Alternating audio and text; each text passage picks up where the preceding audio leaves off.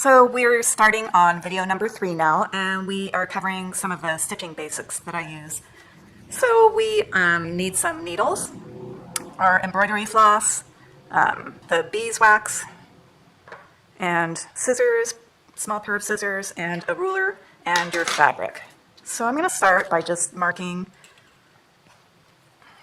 a line on my fabric. Just dark enough so that you can see it. You can mark that in pencil. It doesn't have to be anything special. And then next, I'm going to take the floss, and I want to show you something that I figured out. So I could never understand why sometimes you could pull the floss out of a skein and it would tangle up, and other times it would come out knot free and without any problems at all. So I paid attention, and what I figured out was that if you pull your thread from the end where the number is, and you pull it out like this, 90% of the time it will come out without any tangles or messes. So you can't quite see this because I'm behind the camera, but the length of thread that I use is probably about 3 lengths pulled out, and I measure it from the tip of my fingers to my shoulder, and that's the standard length that I use. I don't like rethreading everything, every 5 minutes. So I like to use as much as I can. So next what we're going to do is separate these strands. So the DMC floss has 6 strands that you can see here. Okay, and so you're going to separate those. We're working with 2 strands for most of this project. And then you can let this hang freely and just pull it. And even if it starts to tangle, you can pretty easily get it untangled by the end. Okay, so here are my 4 strands that I'm going to save for later, and here are my 2 strands.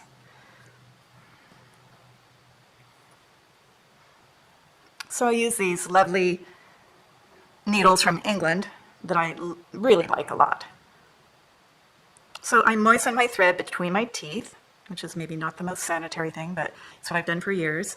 And you can trim your ends so that they're even if you like. And you can also use a needle threader. So if you want to use a needle threader, these are really good ones. They're from, I'll remember it in a bit. Okay. So you stick the wire part through here, and then your thread would go in here. Just like that. Okay, so pull it in a little bit, and then pull it through the eye of your needle. So now you have your thread and your needle, and now you take your beeswax, and you can see that I've used this one quite a bit.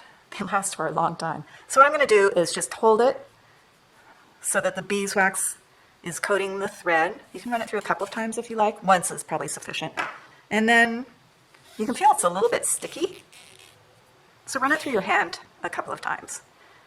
And I used to use big, kind of sloppy knots, but now I've found that it works a lot better to actually do like a quilter's knot. So what I'm going to do is hold it with my thumb, wrap it around once, and then I pull it down, and this crosses over. Okay, hopefully you can see that. And then I pull it through. And I pull that knot all the way down to the end, and I have a nice clean little knot. I'm going to trim that off close to the end. And I know some people prefer to not put in a knot. I like to make sure my stitching is secure. So we're going to start with just a simple running stitch. Okay, and I'm going to stitch just above my line so that you can see my stitches a little bit better. So I'm coming up from the back and then pulling it. So what I'm doing is I'm just going down 1 stitch and then back up. I'm kind of pushing my needle up with my finger. So down and up. And I can stack about 1, 2, 3, 4, 5 stitches on here. Okay, and then when you pull it, you don't want to pull it too tightly, but you also don't want your stitches standing up off the fabric. So you don't want to be able to see light in between there. Okay, so what you want to pay attention to once you get going and you're familiar with the process is the tension. So that's how tightly you pull the thread. So if I'm going to pull it too tight, you can see that I'm getting puckers there. That's not a good thing, because by the time you put a lot of stitching on here, it's going to be drawn up and pretty unsightly. And then the other thing is your stitch length. So don't be obsessive about your stitch length in the beginning. I just pulled my knot through. So you can see pulling things really tightly is maybe not a good idea. So again, you're just going up and down. And there are a lot of variations of this too. So you can go longer, shorter, okay? And so there's my row of stitching. And I will go through to the back.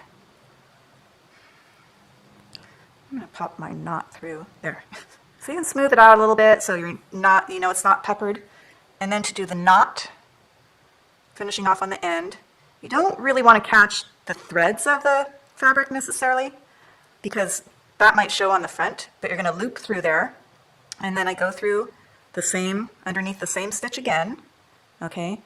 And then I have a loop, I put my needle through, pull it tightly, and then I have a little tiny knot there, okay?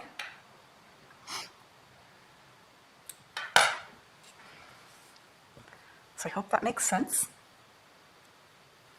And that is just the basic stitching. And I use the same stop and start for pretty much everything. And I think next we're ready to get started on our stitches.